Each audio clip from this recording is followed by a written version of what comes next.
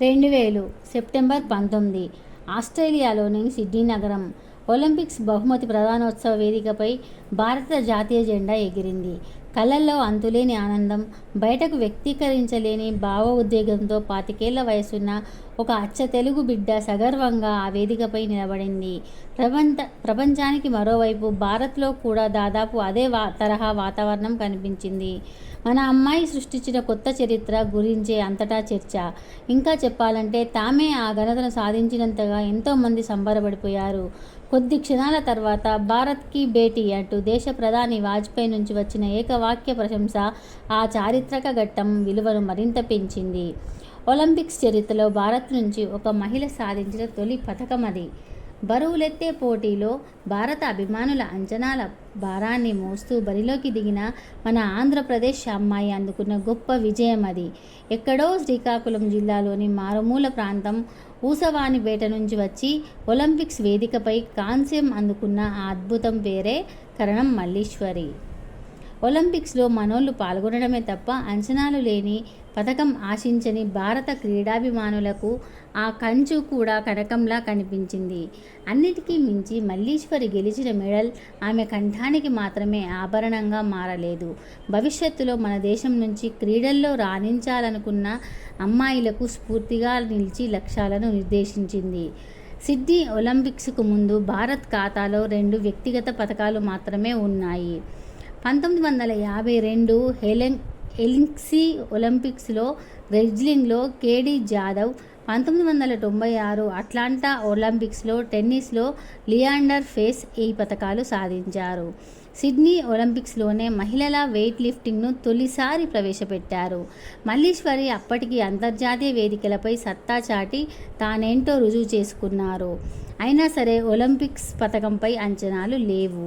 ఇతర ఈవెంట్లలో ఎన్ని ఘనతలు సాధించినా ఒలింపిక్స్కు వచ్చేసరికి మన ప్లేయర్లు తడబడటం అప్పటికే ఎన్నోసార్లు కనిపించింది. మల్లీశ్వరి వెయిట్ కేటగిరీకి ఇది పూర్తిగా భిన్నం కావడంతో ఎలాంటి ఆశ లేకుండా పోయింది. 1993, 94, 95, 96 వరుసగా 4 ఏళ్ల పాటు వరల్డ్ ఛాంపియన్షిప్లో మల్లీశ్వరి పథకాలు గెలుచుకుంది. ఇందులో 2 స్వర్ణాలు, 2 కాంస్యాలు ఉన్నాయి. దీంతో పాటు 1994 హిరోషియా ఆసియా క్రీడల్లో కూడా రజతం సాధించింది. అయితే ఇవన్నీ 54 కేజీల విభాగంలో వచ్చాయి. ఆ తర్వాత బరువు పెరిగిన ఆమె 63 కేజీల కేటగిరీకి మారి 1998లో బ్యాంకాక్ ఆసియా క్రీడల్లోనూ కాంస్యం సాధించారు.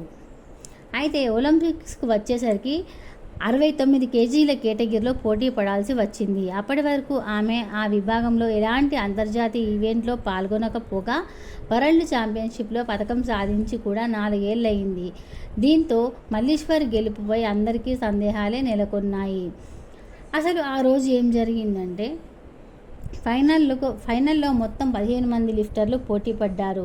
12 మంది పేలవ ప్రదర్శనతో బాగా వెనుకబడిపోగా 3 మధ్యనే తుది పోటీ నెలకొంది. స్నాచ్ విభాగంలో 110 కిలోల బరువెత్తిన మల్లీశ్వరి మరో లిఫ్టర్తో కలిసి సమానంగా 2వ స్థానంలో ఉంది. ఆ తర్వాత 2వ అంకమైన క్లీన్ అండ్ జెర్క్ వచ్చింది. ఆమె కంటే ముందుగా చైనా, హంగేరీ అమ్మాయిలు 132, 130 కిలోల చొప్పున బరువులెత్తి సవాల్ విసిరారు. 2 విభాగాల్లో కలిపి మొత్తం పాయింట్లు చూస్తే మిగతా 2 కంటే మల్లీశ్వరికి 2.5 కిలోలు తక్కువ బరువులెత్తింది.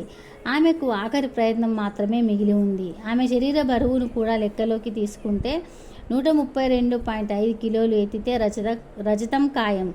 ఆపై 135 కిలోలు ఎత్తితే స్వర్ణం లభించేది. అయితే ఈ సమయంలో కోచ్లు ఇచ్చిన సూచనలతో పెద్ద సాహసానికి ప్రయత్నించింది. ఎట్టి పరిస్థితుల్లోనూ అవకాశం కోల్పోరాదని భావించి నేరుగా 137.5 కిలోల బరువు ఎత్తేందుకు సిద్ధపడింది. ప్రాక్టీస్లో దీనిని సునాయాసంగా ఎత్తిన అనుభవం ఉండటం ఆమె నమ్మకానికి కారణం. అయితే అంతకుముందు 2వ ప్రయత్నంలో 130 కిలోలే ఎత్తిన మల్లీశ్వరి 3వ ప్రయత్నంలో ఏకంగా 7.5 కిలోలు పెంచడం అసాధ్యంగా మారింది. దానిని పూర్తి చేయలేక ఈ ప్రయత్నం ఫాల్గా మారింది. చివరకు ఓవరాల్గా 240 కిలోల బరువుతో 3వ స్థానంలో నిలిచి కాంస్యం అందుకుంది. అయితేనేం భారత క్రీడల్లో కొత్త చరిత్ర సృష్టించేందుకు అది సరిపోయింది. ఒలింపిక్స్లో పథకం సాధించిన తొలి భారతీయ మహిళగా మల్లీశ్వరికి కీర్తి చిరస్థాయిగా నిలిచింది. మల్లీశ్వరి అండగా నిలిచింది వాళ్ళ అమ్మగారు. మల్లీశ్వరి ఆటలో ఓనమాలు నేర్చుకునే సమయంలో పరిస్థితులు పూర్తిగా భిన్నం. అందుబాటులో ఉన్న కొద్దిపాటి స్థలంలో పాతకాలపు పరికరాలతోనే వెయిట్ లిఫ్టింగ్ సాధన మొదలుపెట్టింది. ఈ క్రీడలో భవిష్యత్తు ఎలా ఉంటుందో ఎవరికీ నమ్మకం లేని సమయంలో తన అక్కను చూసిన మల్లీశ్వరి ఆట వైపు ఆకర్షితురాలైంది. ఆరంభంలో బలహీనంగా ఉందంటూ కోచ్ నీలం శెట్టి అప్పన్న తిరస్కరించినా ఆ తర్వాత ఆమెకు అవకాశం కల్పించారు. ఈ క్రమంలో అందరికంటే ఎక్కువగా తల్లి శ్యామల అండగా నిలిచి కూతుర్ని ప్రోత్సహించారు. 1990లో ఆసియా క్రీడలకు ముందు జాతీయ క్యాంపులో అక్కను కలిసేందుకు వెళ్లిన మల్లీశ్వరి ప్రతిభను కోచ్ లియోనిడ్ తారానెంకో గుర్తించి సరైన దిశ చూపించారు. దాంతో బెంగళూరు సాయ్ కేంద్రంలో ఆమెకు అవకాశం దక్కింది. ఆపై జాతీయ జూనియర్ ఛాంపియన్షిప్లో వరుసగా రికార్డులు నెలకొల్పి సీనియర్ నేషనల్స్లో రజతం సాధించడంతో మల్లీశ్వరి విజయ ప్రస్థానం మొదలైంది.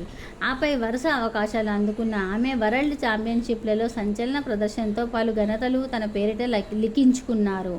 18 ఏళ్ల వయసులో తొలి వరల్డ్ ఛాంపియన్షిప్ పథకంతో మొదలు పెట్టి ఈ ప్రయాణం చివరకు ఒలింపిక్స్ మోడల్ వరకు సాగడం విశేషం. 80వ దశకం చివరిలో తన మహిళా ప్లేయర్లను మంచి ఫలితాలు సాధిస్తుండటం మొదలైంది. ఉషా, షైనీ విల్సన్, పుంజరాణి లాంటి ప్లేయర్లు పెద్ద వేదికపై రాణించారు. కానీ మల్లీశ్వరి విజయంతోనే అసలైన మార్పు వచ్చింది. 2000 తర్వాతే అన్ని క్రీడాంశాల్లో ప్రాతినిధ్యం పెరుగుతూ వచ్చింది. ఒలింపిక్స్లో సైనా, సింధు, మేరీకోమ్ వంటి విజేతలు వచ్చేందుకు మల్లీశ్వరి విజయమే కారణమని అథ్లెట్ దిగ్గజం అంజు జార్జ్ చెప్పడం ఆ పథకం విలువను చెప్పింది. సిడ్నీలో భారత్ సాధించిన ఏకైక పథకం కూడా అదే. రెజ్లింగ్లో స్టార్లను అందించిన మహావీర్ ఫాగాట్కు తన కూతురు ఏదైనా సాధించగలరనే నమ్మకాన్ని మల్లీశ్వరి విజయం అందించిందట. ఈ విషయాన్ని స్వయంగా రెజ్లర్ గీతా ఫాగట్ వెల్లడించడం విశేషం. మల్లీశ్వరి గెలిచినప్పుడు విజయం స్థాయి ఏంటో మాకు అర్థం కాలేదు. కానీ నాన్న మాత్రం అదే మేలిమలుపుగా చెప్పుకునేవారు. ఆమె గురించే మాకు ట్రైనింగ్లో మళ్ళీ చెప్పేవారు. నాన్నకు సంబంధించి మల్లీశ్వరి హర్యానా అమ్మాయే అని గీత గుర్తు చేసుకున్నారు. నిజంగానే ఏ ప్రమాణాల ప్రకారం చూసుకున్నా మల్లీశ్వరి సాధించిన విజయం చాలా గొప్పది. ఆమె సాధించిన ఘనత ఒక తరంలో పెద్ద సంఖ్యలో ఆడపిల్లలను ఆటల వైపు మళ్లించిందనడంలో సందేహం లేదు. సహచర వెయిట్ లిఫ్టర్ రాజేష్ త్యాగిని వివాహం చేసుకున్న అనంతరం హర్యానాలోని యమునా నగరంలో మల్లీశ్వరి స్థిరపడిపోయారు. అక్కడే వెయిట్ లిఫ్టింగ్ అకాడమీ నిర్వహిస్తూ ఆమె food corporation of India FCI ఉద్యోగ బాధ్యతలు కూడా నిర్వర్తిస్తున్నారు. అలాగే ఆమెకు అర్జున, ఖేల్ రత్న, పద్మశ్రీ పురస్కారాలు అందుకున్న మల్లీశ్వరి ఇప్పుడు ఇంకా కొత్త బాధ్యత చేపడుతుంది. త్వరలో ఢిల్లీ ప్రభుత్వం ప్రారంభించబోయే స్పోర్ట్స్ యూనివర్సిటీకి తొలి వైస్ ఛాన్సలర్గా ఆమెను నియమించారు. కరణం మల్లీశ్వరి స్ఫూర్తితో ఎంతోమంది అమ్మాయిలు క్రీడల వైపు రాణిస్తున్నారనడంలో ఎలాంటి సందేహం లేదు. ఈ వీడియో కనుక మీకు నచ్చినట్లయితే లైక్ చేయండి, షేర్ చేయండి. అలాగే ఛానల్ని సబ్స్క్రైబ్ చేసి పక్కనే ఉన్న బెల్ గంటను క్లిక్ చేయడం మాత్రం అస్సలు